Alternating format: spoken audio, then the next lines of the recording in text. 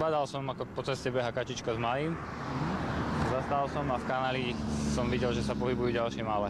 6 mláďat spadlo do hlbokého kanála krytého mrežou. Ich mama sa k ním nevedela dostať a pobehovala po rušnej ceste. Všimol si ju okolo idúci vodič, ktorý neváhal zavolať hasičov.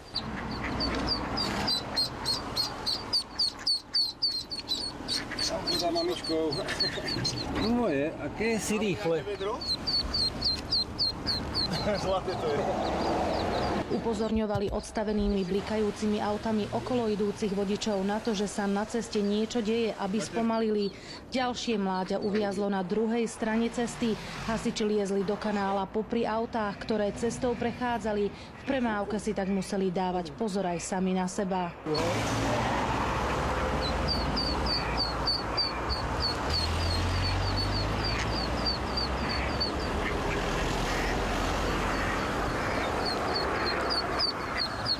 Behala určite aj s malým.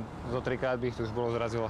Kačacia rodina prešla z Hrona cez 2 dvojprúdovky plné aut. Hasiči ich naložili do vaku a odviezli späť k vode. Všetky sa bezpečne vrátili tam, odkiaľ sa vybrali na výlet.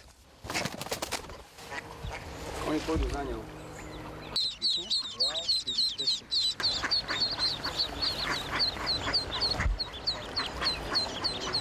Z Banskej Bystrice Katarína Kováčiková, televízia JOJ.